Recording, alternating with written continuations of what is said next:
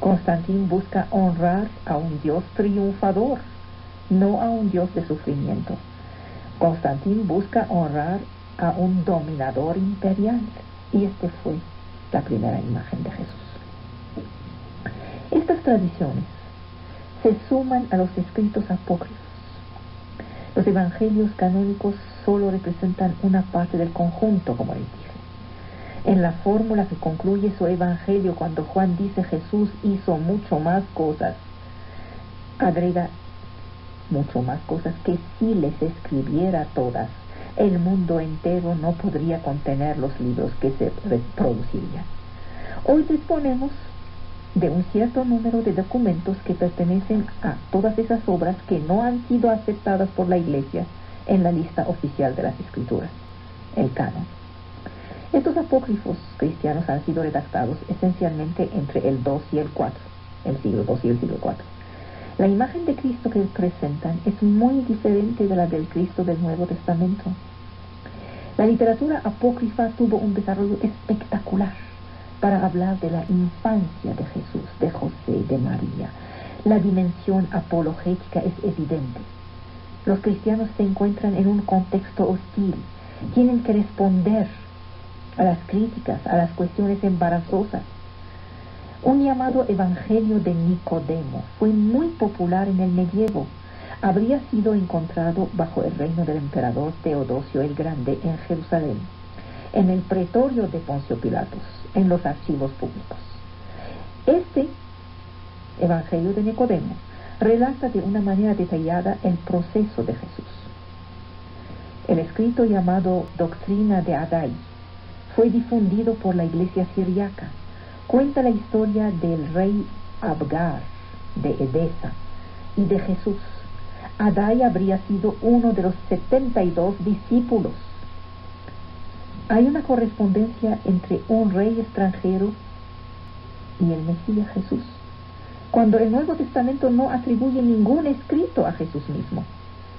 En un manuscrito griego llamado Actos de Tadeo se habla de Anania y de un supuesto pedazo de tela que lleva impresa la cara del Señor. Este fue el principio de la veneración de los íconos en la iglesia bizantina. Estamos lejos de los textos canónicos. Este gran conjunto de tradiciones son la memoria de Jesús. Lo encontramos en la Divina Comedia de Dante, en la tradición musulmana, en las novelas. Estos textos apócrifos no relevan de la historia documental, sino de la leyenda. No dan información sobre lo que realmente pasó, las palabras y acciones de los personajes del Nuevo Testamento.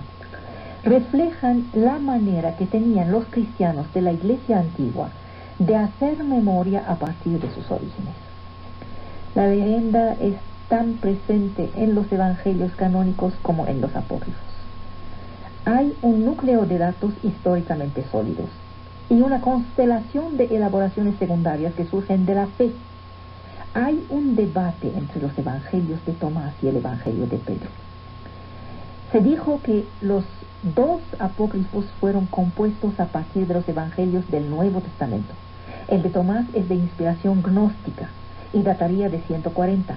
El apócrifo viene después del canónico, mientras que el evangelio de Pedro, el evangelio secreto de Marcos, nacieron independientemente de los canónicos y antes de ellos, hacia el año 50. A veces sirvieron de fuente para los canónicos. Otra teoría data el evangelio de Tomás de los años 30-50, lo que supone su independencia de los canónicos. Lo conocemos gracias a un manuscrito copto del siglo IV.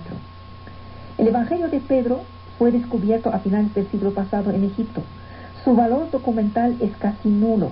Hay inverosimilitudes manifiestas. Suponemos que hubo dos etapas. En el origen, un relato de la pasión y de la resurrección independientes de los evangelios canónicos.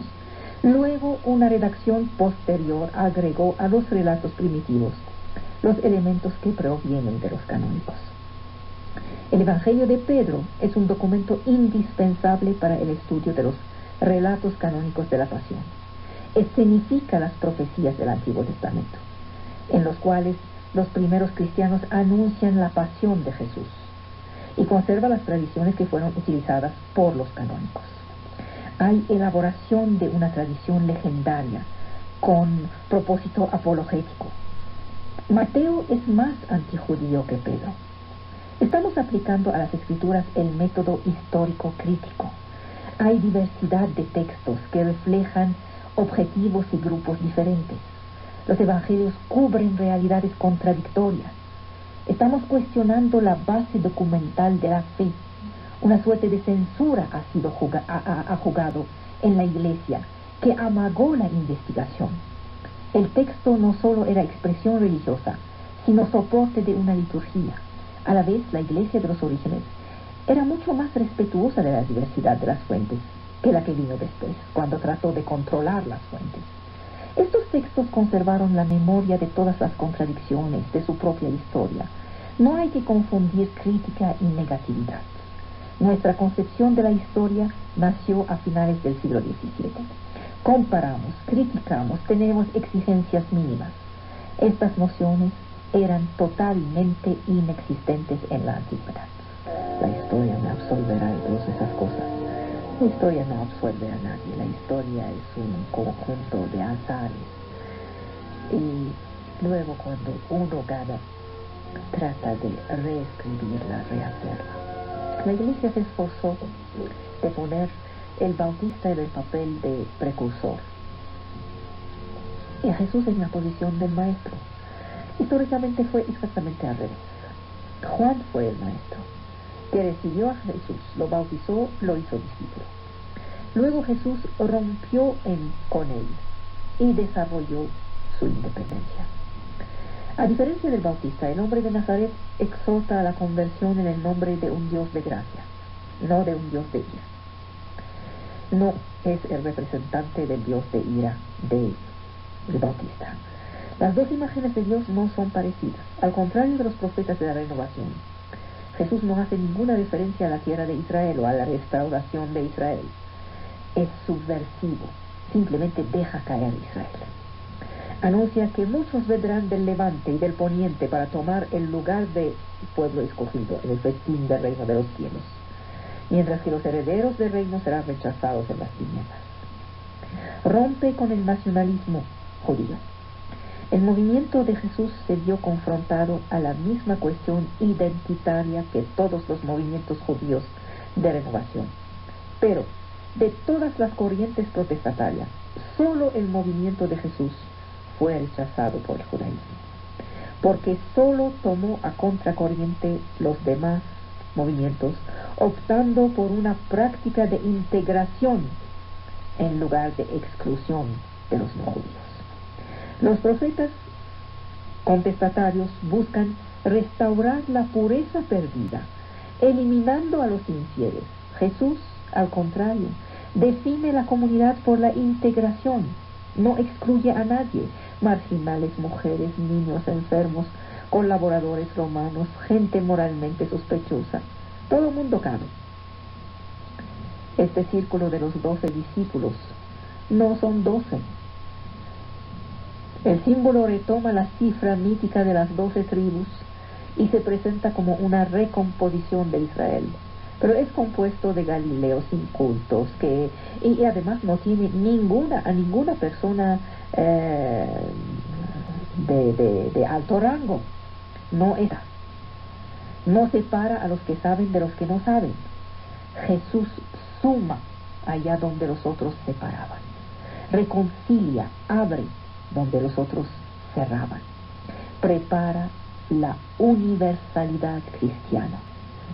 En el seno de una sociedad que busca identidad, en el seno de proposiciones integristas, su mensaje contestaba la exclusión y fue considerado como traidor. Esta es la razón de rechazo. El Nuevo Testamento es contemporáneo de dos eventos esenciales: la invención y el desarrollo del Códex, este prototipo del libro, y la invención y el desarrollo de la historia inmediata, es decir, Flavio Josefo y todos los demás, que consiste en que la historia es otra cosa que la reproducción de los archivos, es decir, lo que pasa, es la crónica política. Esta historia se sitúa dentro de un conflicto entre judíos. El asunto cristiano es un asunto interior al judaísmo. Los romanos solo llegan aquí de manera tangencial, diría. Se trata de judíos en el interior del judaísmo, que no tienen otro horizonte que Israel, que reflexionan dentro de las categorías del judaísmo de esta época. Y luego el cristianismo.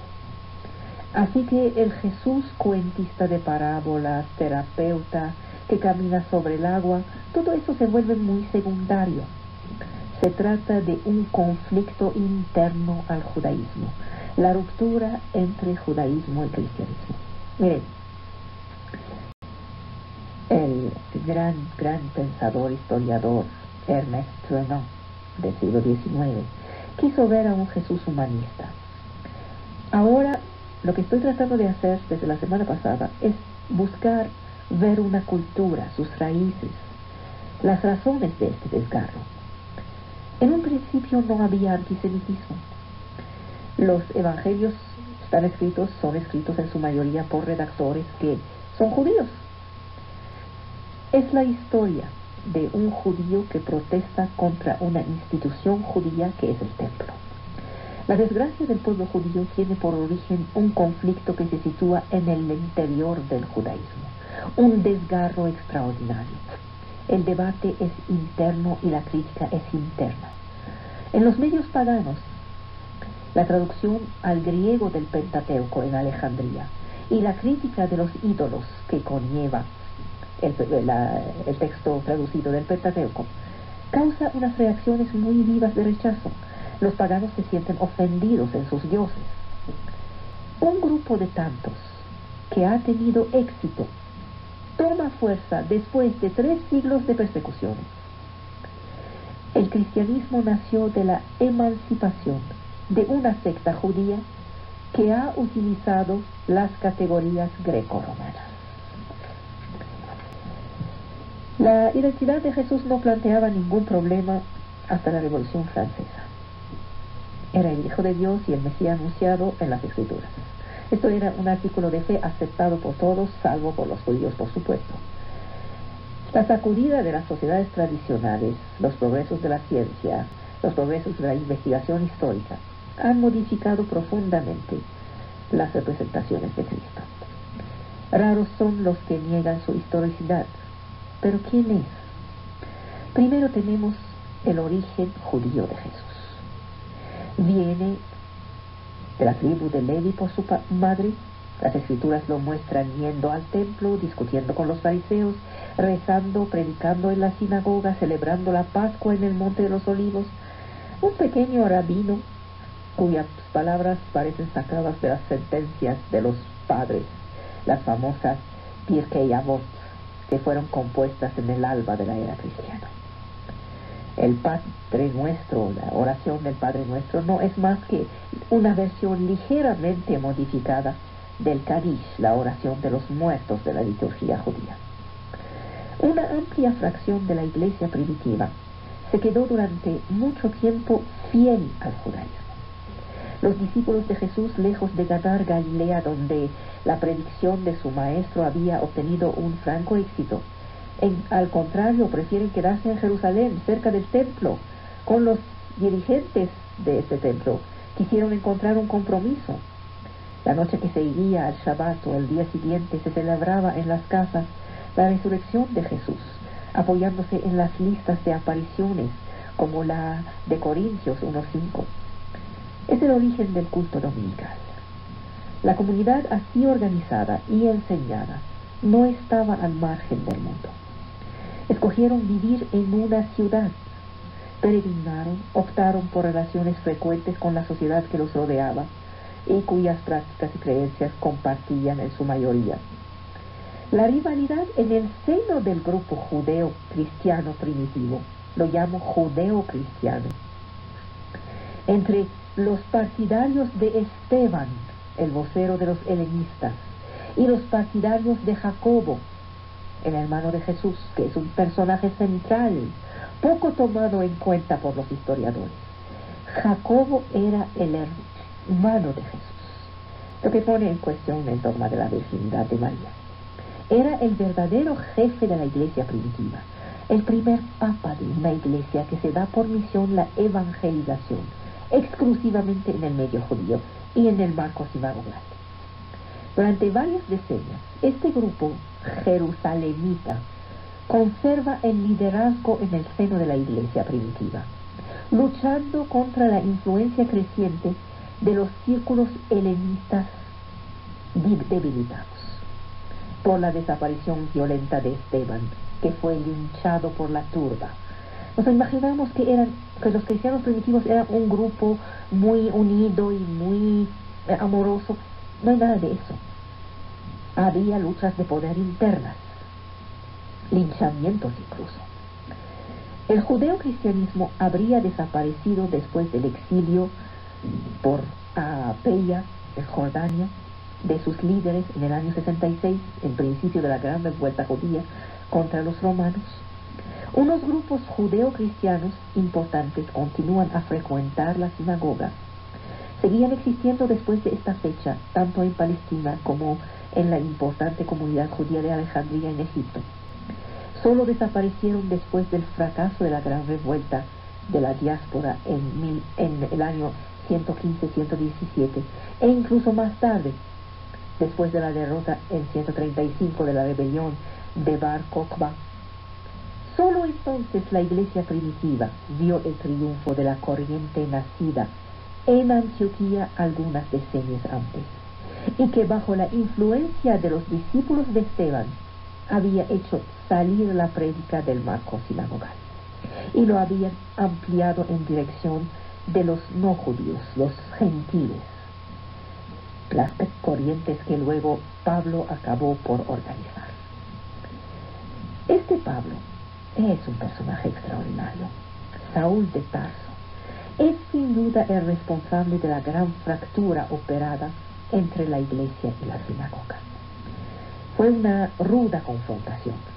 Durante más de un siglo la creencia en el Jesús Mesías fue asunto de una oscura secta de Palestina, que se transformó en una religión independiente del judaísmo.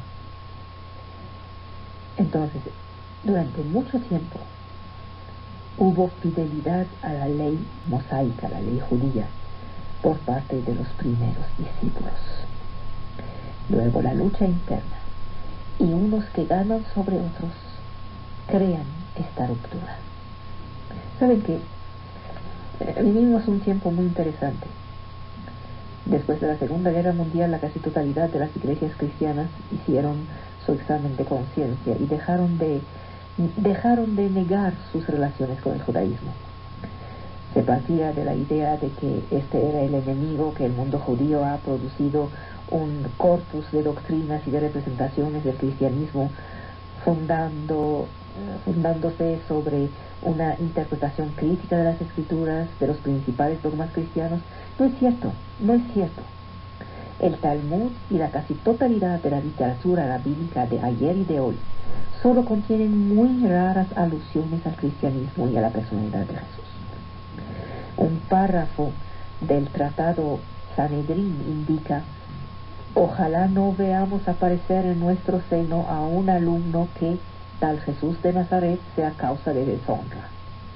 Luego, la censura ejercida por la Iglesia sobre los escritos judíos impidió toda discusión de este tema y se interiorizó la fractura radical que había orquestado Saúl de Tarso, quien venció a la efímera tentativa de Jacobo, el hermano de Jesús, de constituir una iglesia judeo-cristiana.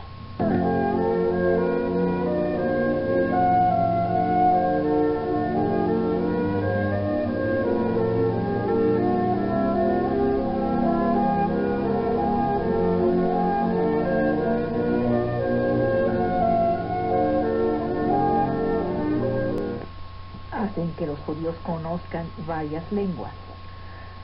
A partir de 1793 ocurre la emancipación en buena parte de Europa y los judíos se ponen a tener acceso libre al conocimiento de su tiempo. En el siglo XX representan 20 a 30% de los estudiantes en las universidades en Europa, pero muchas actividades les son prohibidas, por lo que las disciplinas científicas constituyen uno de los medios de conocer una ascensión social asegurada.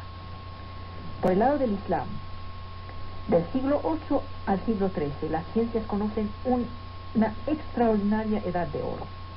Cuando los árabes conquistaron el Medio Oriente, desde el siglo VII, se apasionaron por los conocimientos de los países sometidos y tradujeron a todos los grandes filósofos y sabios griegos.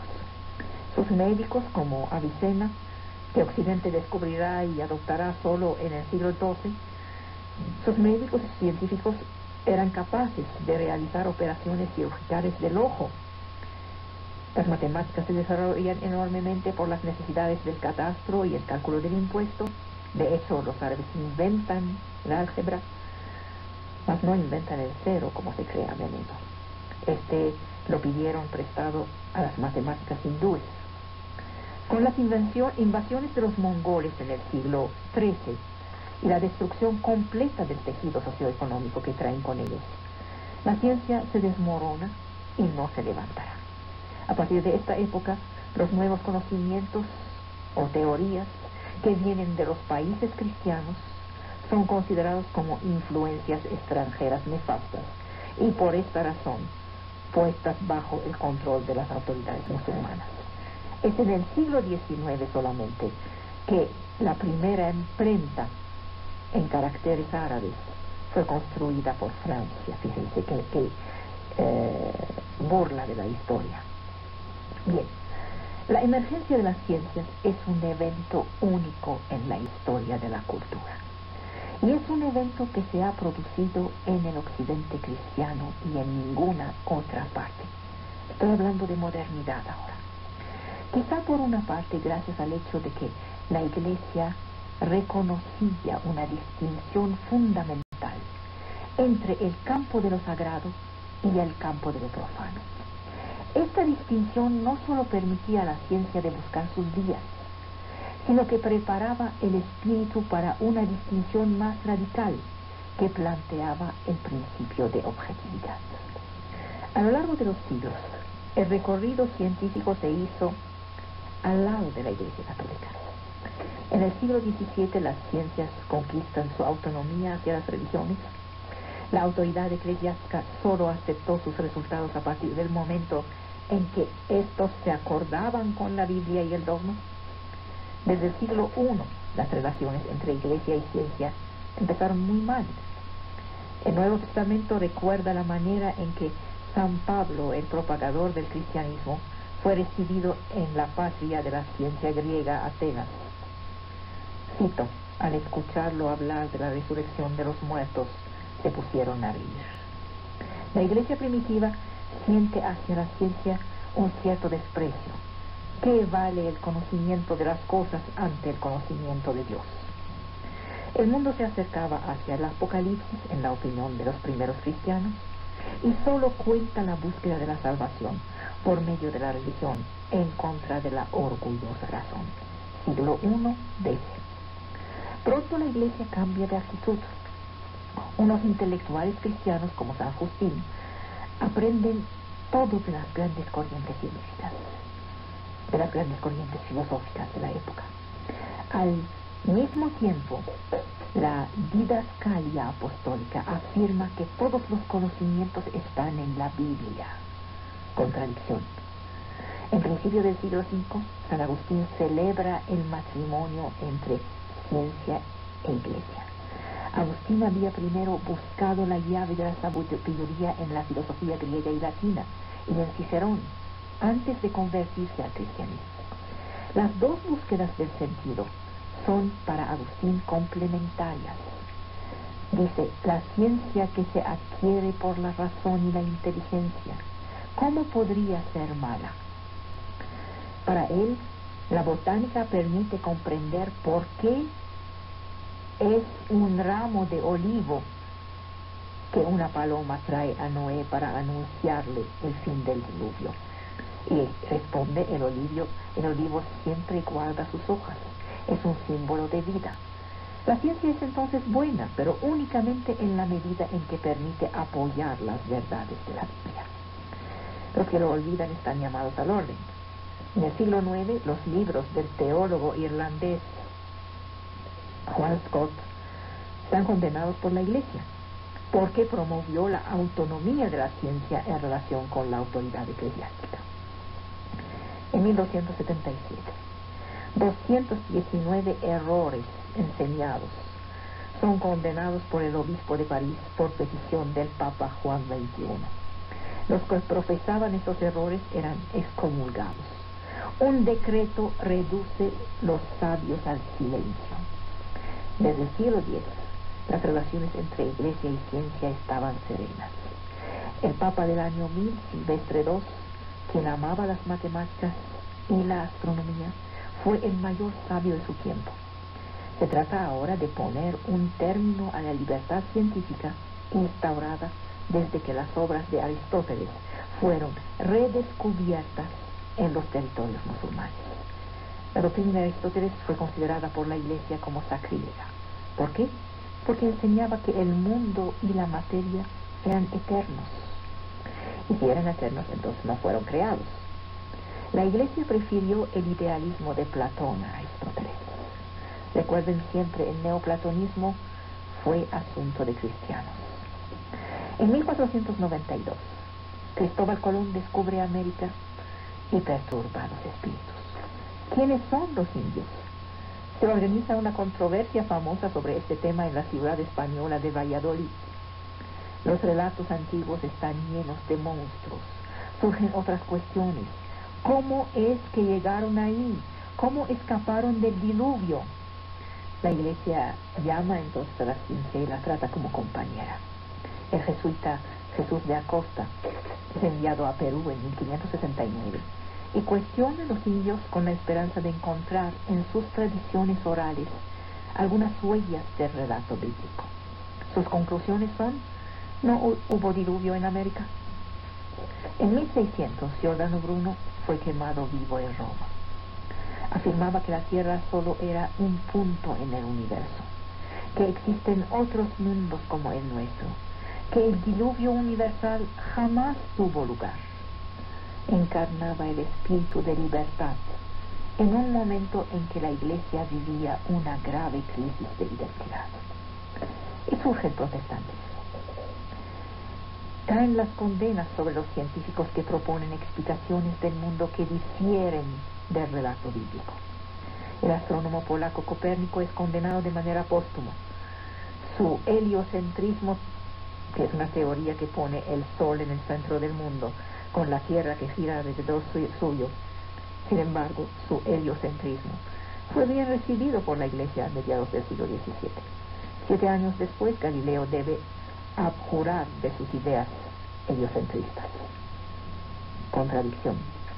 El siglo XVII constituye una ruptura entre dos épocas, con el proceso de Galileo como símbolo. Hasta ahí la ciencia, en la cual se mezclan supersticiones como la astrología, solo daba nacimiento a construcciones intelectuales a menudo abstractas. Ahora apoya sus conclusiones sobre hechos observados, medidos, gracias a nuevos aparatos como el microscopio, el barómetro. La ciencia experimental moderna había nacido, y ese sí era peligrosa. La otra ciencia, la de las construcciones intelectuales abstractas, no era peligrosa. Por eso podía ir del ladito de la Iglesia. La Iglesia responde a la ciencia experimental con hogueras, con excomulgaciones, con índex. El sabio católico que debe escoger entre la sotana y el microscopio deja la Iglesia y sus monasterios, abre escuelas especializadas, se hace más discreto a la manera de Descartes, quien se presenta como un católico irreprochable para poder sobrevivir. Y como no está tan seguro de sobrevivir a pesar de presentarse como católico irreprochable, se va a Holanda. A ver, síguenme si pueden.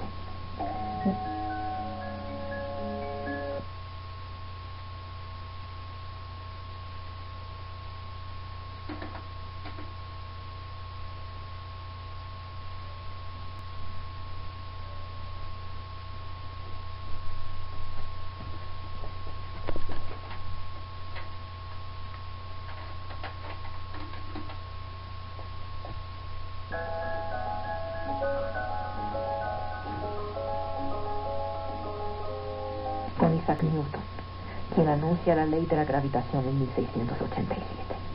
En Francia, Buffon trata desesperadamente de hacer coincidir los descubrimientos de su historia natural con las enseñanzas de la Biblia, y luego tiene que renunciar a ello, y decide plantear las piedras del camino que llevará a la teoría de la evolución de Darwin.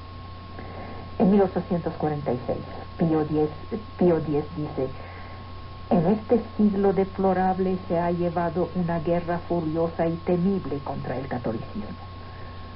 El problema es que esta guerra son los descubrimientos científicos, no más. Las relaciones entre iglesia y ciencia jamás fueron peores que en el siglo XIX. Por un lado, una buena parte de los científicos consideran que las religiones reveladas ya pasaron. El filósofo Auguste Comte pretende que una nueva religión de la humanidad va a suplantar rápidamente el cristianismo. La Iglesia se endurece ante estos ataques.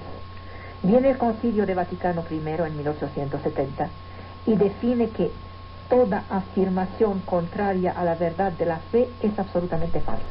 Cito: es la época en que la Iglesia se yergue contra la vacuna, considerando que las grandes epidemias son castigos divinos. La Iglesia no opone argumentos científicos, sino una condena por sacrilegio, una condena por indecente a Charles Darwin, a su teoría de la evolución expuesta en 1859. En 1909, el órgano de prensa clerical llamado El Amigo del Clero considera que el diluvio es un hecho históricamente probado y afirma que el hombre apareció hace 10.000 años justos. La Iglesia se pone en una posición difícil, se encierra ante los nuevos descubrimientos. Las tentativas para reconciliar ciencia y fe no logran nada. El bloqueo es total. En principios del siglo XX, Pío XI considera que debe haber una ciencia católica y funda la Academia Pontificia de las Ciencias, abriéndolas incluso a los ateos.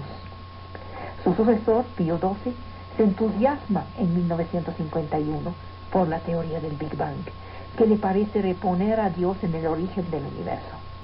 Un principio, y este principio es el Big Bang, y el Big Bang es Dios. En los años 60, el Concilio de Vaticano II afirma por fin la autonomía de la ciencia. Considera que la expresión del mensaje de la Iglesia, cito, debe evolucionar con la cultura ambiente. Y preconiza, vuelvo a citar, adaptar el Evangelio en los límites convenientes a las exigencias de los sabios.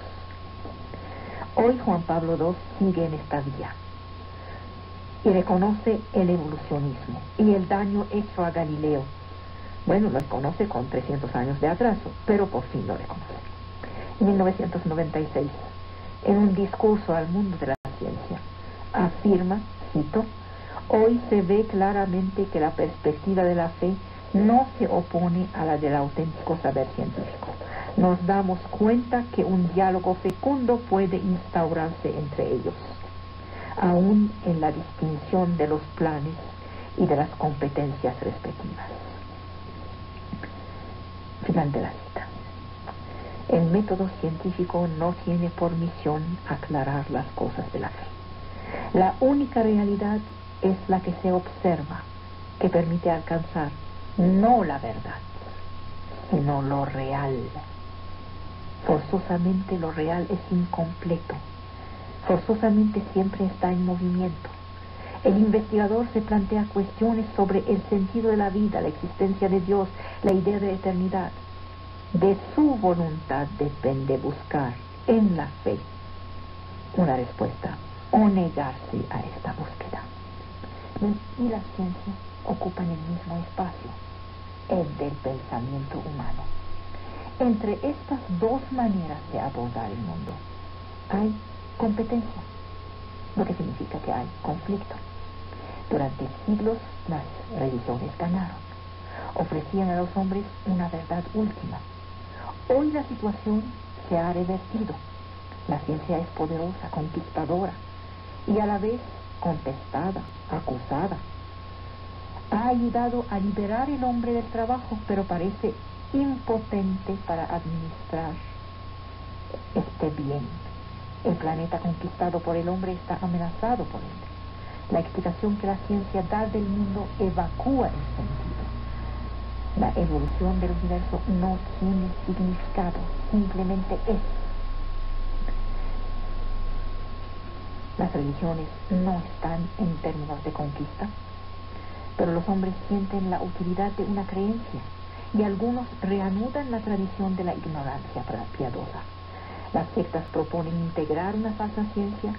Las religiones orientales ganan terreno en Occidente porque evitan el enfrentamiento con el racionalismo. Y la sociedad avanza demasiado rápido sin saber a dónde va. La ciencia, oprimida durante siglos por las religiones, salió victoriosa de estos enfrentamientos. En el contexto de una ciencia a la vez conquistadora y acusada, ¿cómo será un creyente? ¿Cuál es el lugar de Dios? Por construcción, por método, la ciencia ha excluido a Dios. Se niega a hacer entrar en su explicación del mundo una fuerza sobrenatural, pero a la vez no tiene los medios de negar la existencia de Dios. La religión cristiana atrajo la ciencia sobre su territorio. Trató de controlarla, de orientarla, de seducirla. Y como no lo logró, la persiguió, la condenó, la combatió. El desarrollo científico ha tenido influencia sobre las religiones, sobre su contenido, sobre sus prácticas. Las religiones han sido víctimas de las confrontaciones que suscitaron. Los conflictos han sido durante siglos inevitables entre ciencia y religión. Pero esta oposición es reductible. ¿Cómo? Separando los espacios. A partir del momento en que no se trate más de hablar de encuentro, hay respeto. No hay encuentro posible. Simplemente puede existir el respeto. A partir del momento en que hablamos de encuentro, vuelve a surgir la competencia y el conflicto. La palabra encuentro, que parece tan bonita, de hecho es muy peligrosa. Lo más que hemos conseguido a lo largo de la historia y de la ciencia y de la religión es el respeto mutuo a través de la separación absoluta de los territorios. Es lo único que nos garantiza paz y respeto mutuo. En el momento en que volvemos a este viejo sueño del encuentro, de la conciliación, palabras bellas, volvemos a abrir la puerta a que uno se meta en los terrenos del otro. Y esto es el principio de la guerra. Mientras los religiosos no entiendan esta verdad básica, hay todavía posibilidad de conflicto.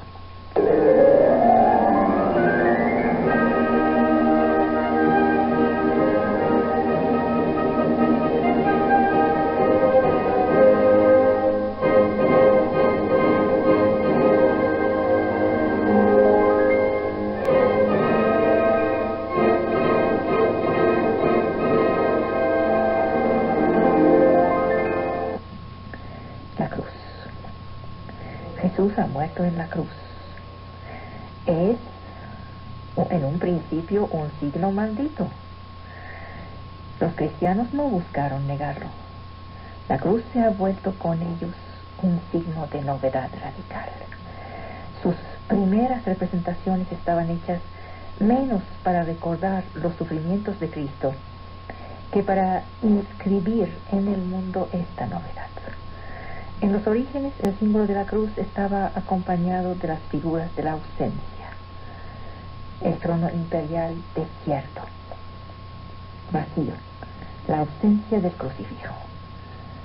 Las primeras cruces en las catacumbas estaban disimuladas bajo el signo del ancla, a la cual se agregó una barra transversa. El ancla es el símbolo de la firmeza de la esperanza, de la salvación que vendría de la cruz. Fue asociada a los peces y se volvieron los tres, cruz, ancla y peces, los símbolos de los nuevos conversos. El símbolo de la cruz precede y excede los límites del mundo cristiano. Se ha vuelto el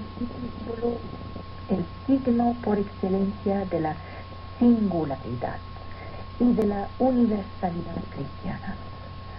Mucho antes de Cristo y después de él, fuera de las tierras evangelizadas, la cruz es uno de los símbolos cósmicos más expandidos. Une a todos los orientes del sol, del cielo, del espacio. Antes de Cristo fue el instrumento de un suplicio vergonzoso, reservado al esclavo. Hay que esperar hasta el siglo IV para que la cruz sea ofrecida a la mirada.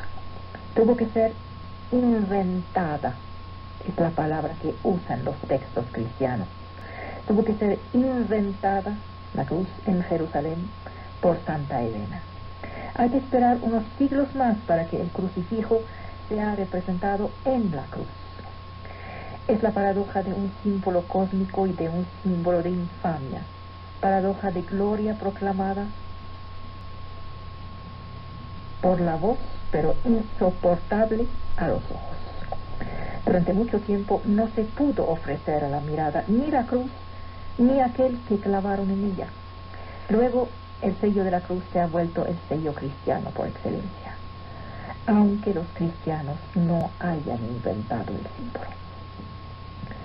En la antigüedad romana, el suplicio de la cruz era la pena infamante por excelencia. Es una muerte reservada a los condenados que ya no son siquiera dignos de ser llamados hombres. En el Oriente Antiguo, la crucifixión había sido aplicada colectivamente a los enemigos vencidos. Así, en 519 hace Darío I, Darío se dice, el acento es Darío, el rey de Persia, hizo crucificar 3,000 rebeldes babilonios.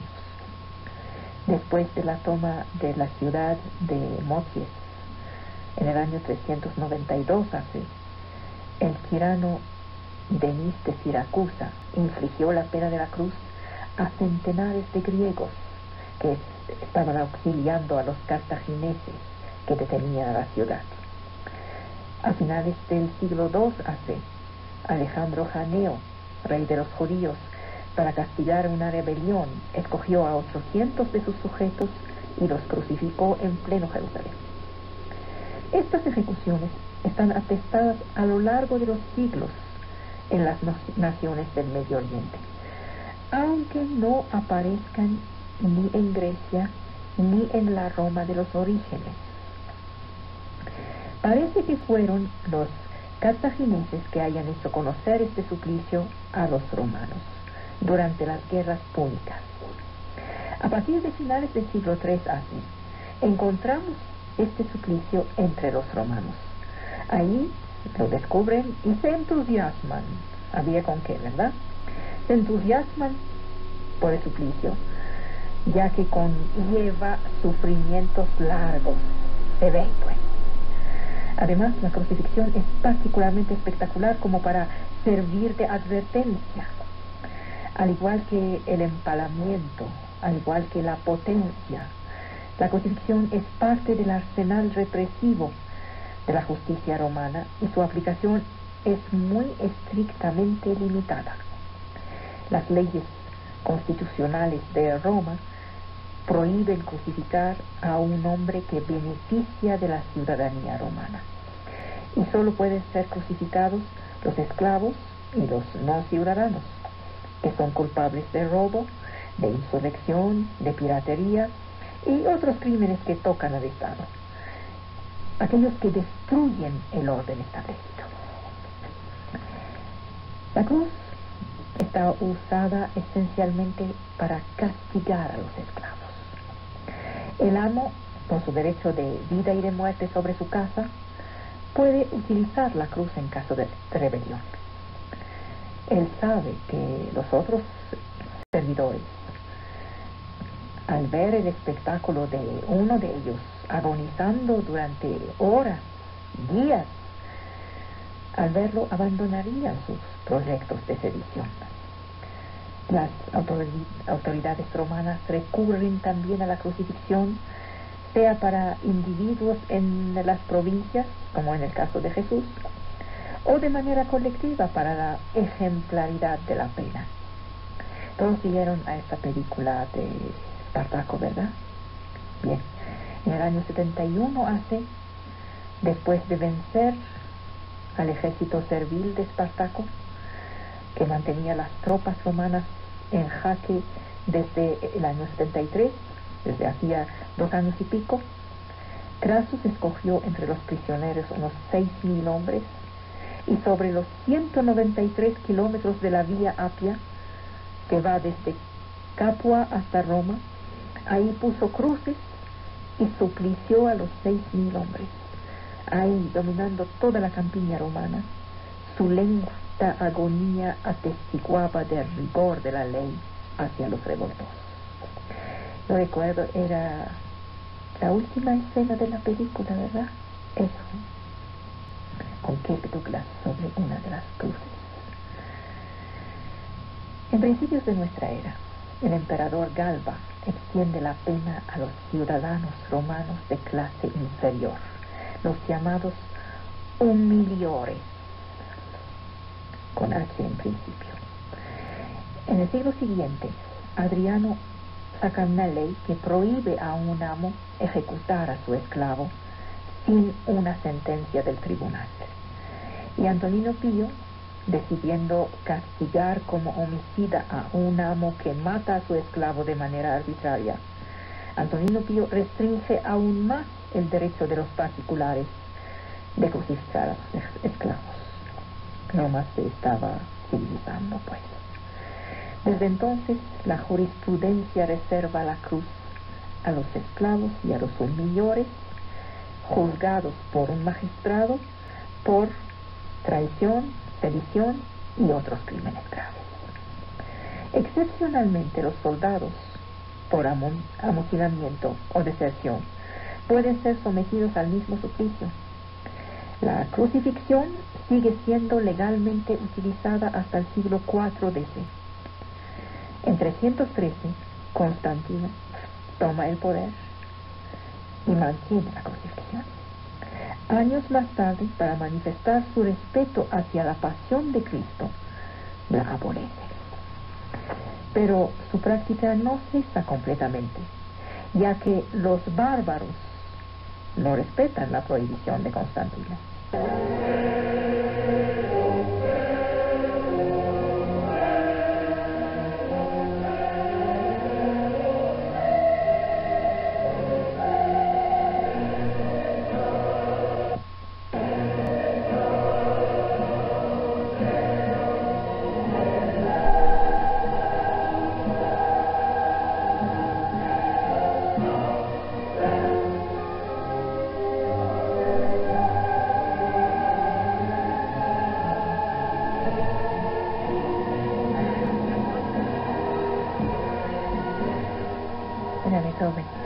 ¿Verdad que se le puede perdonar su carácter cuando sale música así Si perdonaron a Beethoven, ¿por qué no me perdonan a mí mi carácter?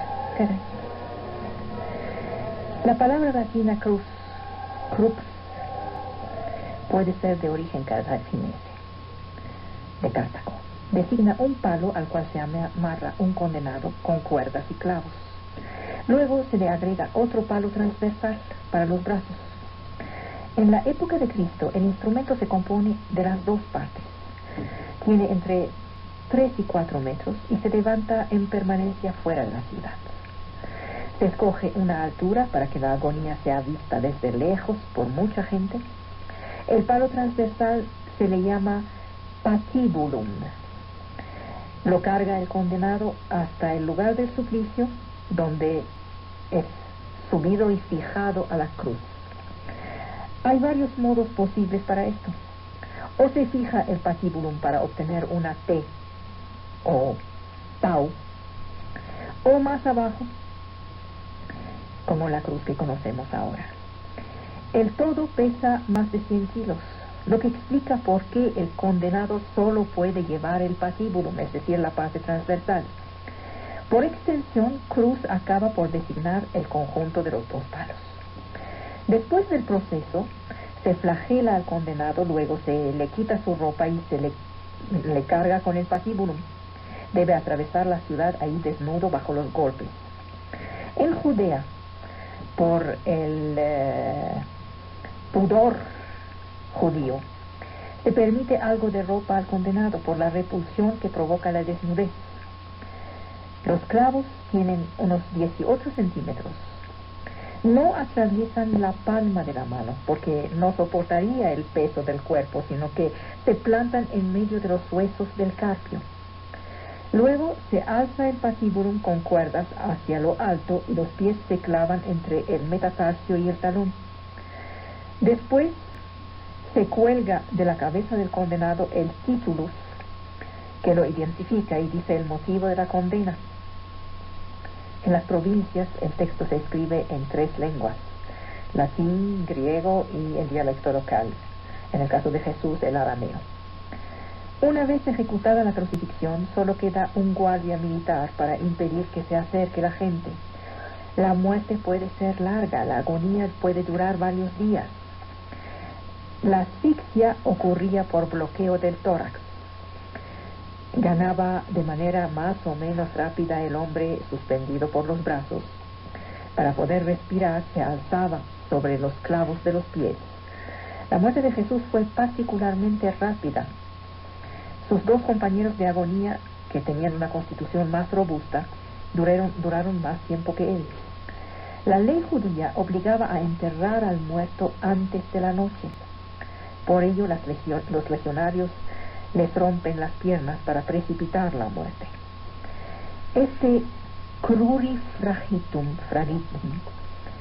la fractura de las piernas, se atesta como medida de clemencia de las autoridades, porque disminuye la duración de la agonía. Dios mío, estoy pronunciando el latín como si fuera español. Bueno, no importa ya. En otras regiones, el cadáver se queda expuesto hasta la descomposición completa y lo comen los perros y otros predadores. Un soldado cuida que no sea enterrado, y esta es la última humillación impuesta al condenado. En Roma, el campo de las cruces se encuentra más allá de la puerta esquilina. Ahí vienen los brujos y las brujas.